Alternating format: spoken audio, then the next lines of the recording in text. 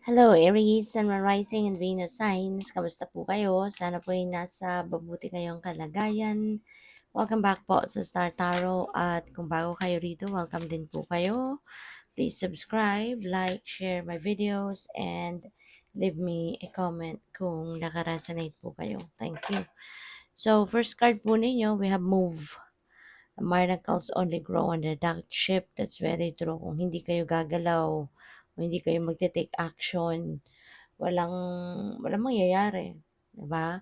Kaya napakahalaga na mag-take action kayo for every opportunity na dumadating sa inyo. Kasi kumbaga, ah, wala, 'di ba? Walang walang progress, walang walang hindi kayo magpo-prosper, 'di ba? If mauupo lang kayo sa isang tabi, 'di ba? Kahit nandiya na yung oportunidad, kahit may plano kayong maganda, 'di ba? Walang mangyayari, 'no? Kung hindi kayo gagalaw, kung hindi kayo magte-take action. Parang ano lang 'yan, um, parang katalinuhan lang, 'di ba? Kahit masyado tayong matalino, kahit masyado kayong matalino, genius kayo, ganyan. Pero kung hindi ninyo gagamitin, 'di ba, yung talino ninyo, edi wala din, aamagin lang 'yan, 'no. Magiging rusty lang yung ano ninyo, yung utak ninyo, 'no. So gano'n din 'yun kung hindi kayo gagalaw, wala, 'di ba? Walang hindi ninyo mararanasan, 'no, sa 3D reality ninyo yung asenso, yung bunga ng katalinuhan ninyo, 'di ba, bunga ng magandang idea ninyo. Kaya it's about time, 'no, na mag-take action kayo. Whatever this is na opportunity na meron kayo, take advantage of it, okay? Yan, next message ninyo is opportunity. You will prove yourself and discover if you brave the rough seas, 'di ba? So, talagang magagawa ninyong mapatunayan, 'di ba, yung galing ninyo, mapapatunayan ninyo na na matalino kayo, 'di ba, kung talagang ite-take advantage ninyo ang every opportunity kasi sa diskarte, 'di ba, lalabas sa diskarte yung talino ninyo, yung galing ninyo, kung papaano ninyo ito, um gagawin or ipa-practice, 'no, sa buhay kung ano man ang merong oportunidad na nandiya diyan. So, welcome, 'no, i-embrace ninyo, i-welcome ninyo kung ano man ang mga oportunidad na nandiya diyan sa paligid ninyo. Kasi most likely baka eto na yung ano, eto na yung maglalabas ng talino ninyo, eto na yung lalabas ng mga great ideas ninyo, 'di ba? So, we have the chance, minsan lang tayo magkaroon ng tsansa, 'di ba? Minsan-minsan lang tayo magkakaroon ng opportunity and the chance to better our life, to better ourselves. Kaya, gawin niyo na, okay? Gawin niyo na, wag na kayong magpatumpik-tumpik pa, okay? So, 'yun, para para maano niyo na, para mapakinabangan niyo na kung ano man ang mga blessings, 'no, na binibigay sa'yo ng universe. So, by the way, maraming salamat for subscribing, and if you haven't subscribed yet, subscribe na kayo. And also maraming salamat din for not skipping the ads kasi malaking bagay po 'yun sa akin. Thank you. And also kung gusto po ninyo na mag-join sa membership, just click the join button po sa baba ng video. Okay? Salamat. So, we have the forest land. So, ngayon, I mean si Forest Lord. Labo ng mata, no? So, napakaganda nito kasi this is about this is about stability. Maaari, no, ng iba sa inyo dito, Aries, you are definitely going to make sure, no, na makapag-lay kayo ng solid foundation, lalo-lalo na pagdating sa inyong pamilya, sa inyong relationship, sa mga kapamilya, sa inyong person, at saka ah, stability din pagdating sa inyong, money, career, and finances, you know?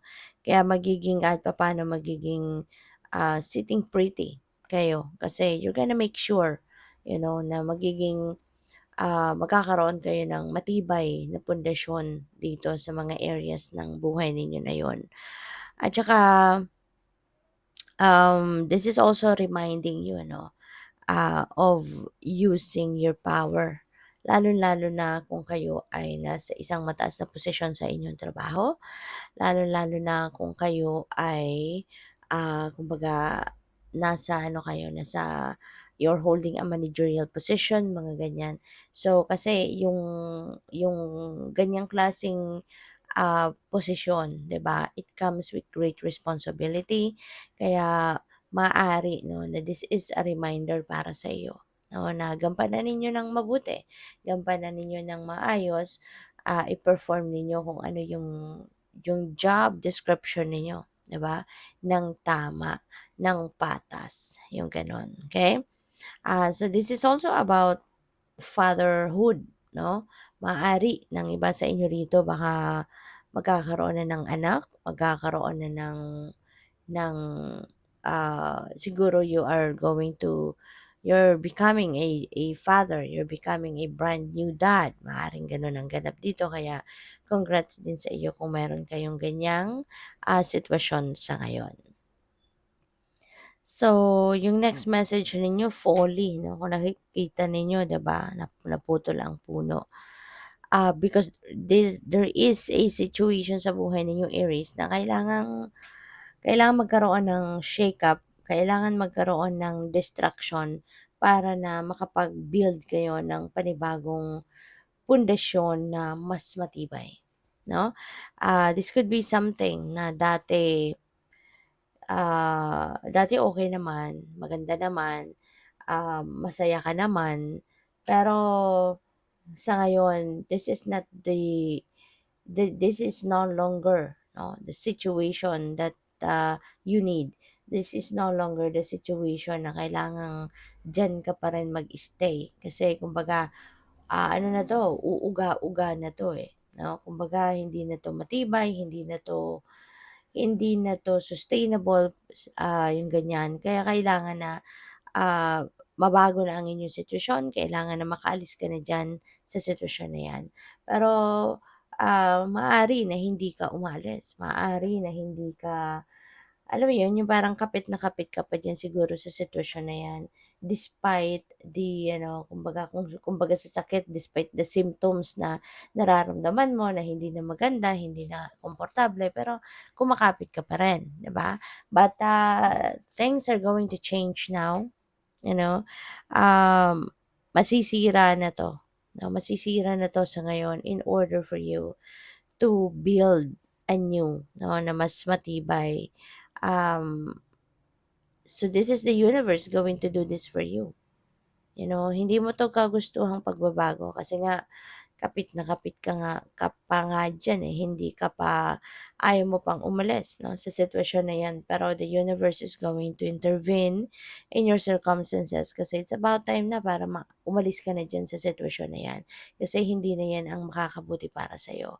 Hindi na 'yan ang makakatulong sa'yo sa ngayon, 'di ba, to better your situation. Kaya, meron ditong,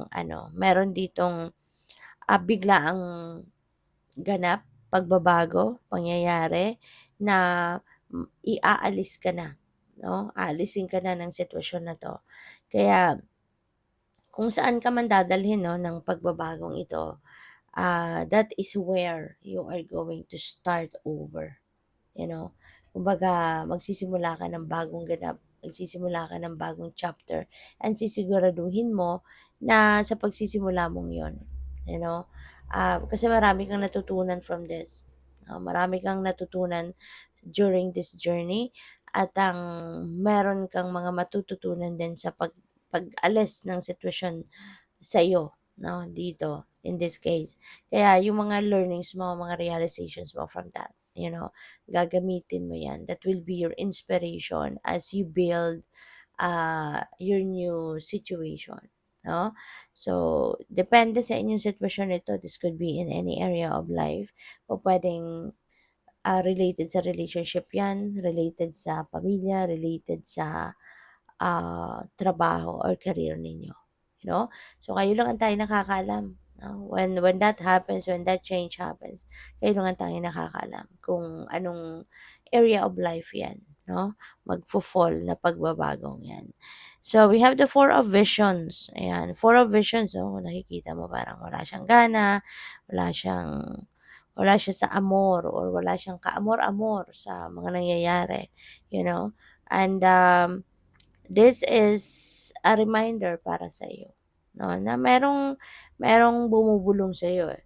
Maaaring merong nag-o-offer sa'yo ng trabaho, merong nag-o-offer sa'yo ng kung anumang opportunity, pero hindi mo 'yan pinapakinggan kasi you are so focused, 'no, sa kung ano siguro yung nawala sa inyo, ano yung, um, ano yung opportunity na kumakatok sa inyo, 'di ba?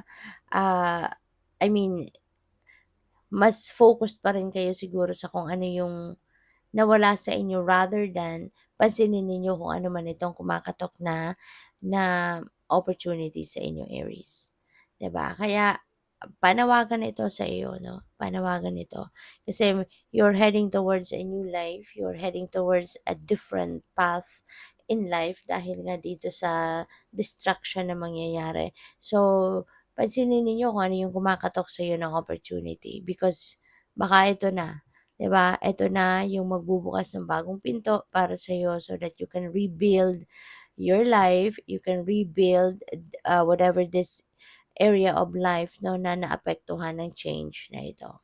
Okay, kaya pansinin ninyo 'yan at huwag na kayong malungkot, huwag na kayong mamroblema, 'di ba, doon sa inalisan ninyo, sa sitwasyon kumbaga na nasira, 'di ba, para maalis kayo roon uh, ng universe and focus on what you have right now. What is coming towards you. You know, doon na kayo mag-focus. So, good luck. Thank you for watching. Love and light. Namaste.